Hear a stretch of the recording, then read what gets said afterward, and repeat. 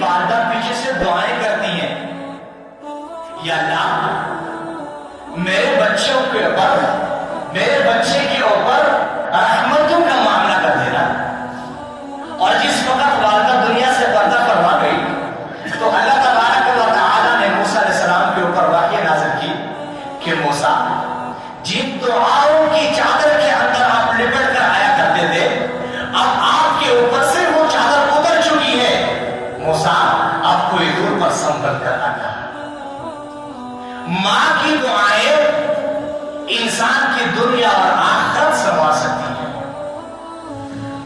ایک دفعہ موسیٰ علیہ السلام نے اللہ تبارک و تعالی سے یہ سوال کیا، یا اللہ جنت میں میرا ساتھی کون ہوگا؟ میرا ساتھی کون ہوگا؟ تو اللہ تبارک و تعالی نے فرمایا، وہ فلانے بازار کے اندر جو قصائی بیٹھا ہوا ہے وہ جنت میں آپ کا ساتھی ہوگا۔ اللہ وہ قصائی، ہاں۔ موسیٰ علیہ السلام وہاں سے چل دیے، اس بازار کے اندر گئے۔ اب وہاں وہ لوگوں سے پوچھتے ہیں، اب وہ قصائی کدھر ہے؟ بتایا وہ قصائی بیٹھا ہوا ہے گوشت میں۔ تو موسیٰ علیہ السلام ان کے پاس گئے اور قریب میں بیٹھ گئے۔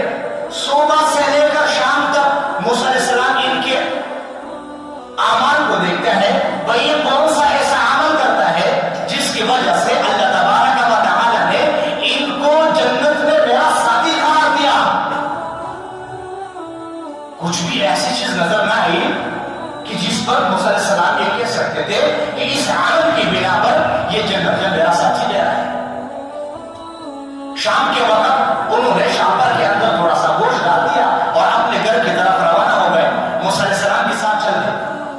راستے میں موسیٰ علیہ السلام نے ان کے کندھوں کے اوپر ہاتھ رکھا اور اپنے طرف متوجہ کیا اور پھر فرمایا، بھئی میں آپ کا مہمان بننا چاہتا ہوں، کیا آپ اجازت دیں گے؟ ٹھیک ہے، بسم اللہ، تشریف لائیے۔ تو موسیٰ علیہ السلام ان کے ساتھ چلے گئے۔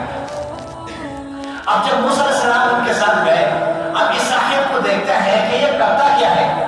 انہوں نے آٹا اٹھایا اور گوندنا شروع کر دیا اور تھوڑی دیر کے لیے الگ سے رکھ کر کے جب خالی نہ کیا اور پھر اسے روٹی بنانا شروع کر دیا اور پھر اس گوشت سے بہترین سالن بنایا۔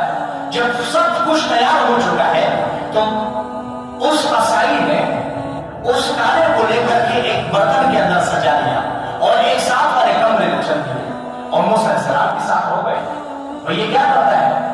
تو اب موسیٰ علیہ السلام دیکھتے ہیں کہ اس کمرے کے اندر ایک پوری خاتون چارپائی کے اوپر ہڈیوں کا ڈانچہ پڑا ہوا ہے اور اس قصائی نے اس خاتون کو سہارا دے کر کے بیٹھا لیا اور پھر نوالے توڑ توڑ کر اس کے منہ میں ڈالتے رہے اور جو کھانا کھلایا۔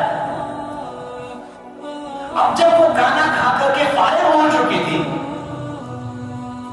تو اب وہ گنگناہٹ کی سی آواز نکل رہی ہے، لیکن موسیٰ علیہ السلام فرماتے ہیں کہ میں اس آواز کو نہیں سمجھ پا رہا کہ وہ کیا کہہ رہی ہے، لیکن یہ صاحب جو ان کا بیٹا ہے وہ ان کی اس گفتگو پر مسکرا رہے ہیں۔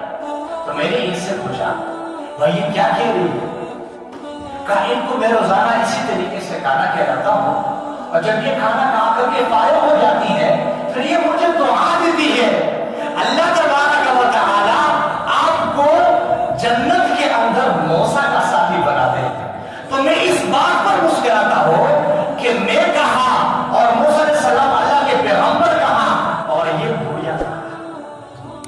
تو میں عرض کر رہا تھا کہ ماں کی دعائیں انسان کی دنیا اور آخرت دونوں سنوار سکتی ہیں۔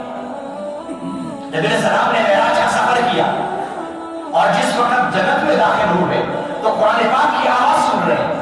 جبریل، قرآن پاک کی آواز کہاں سے آ رہی ہے؟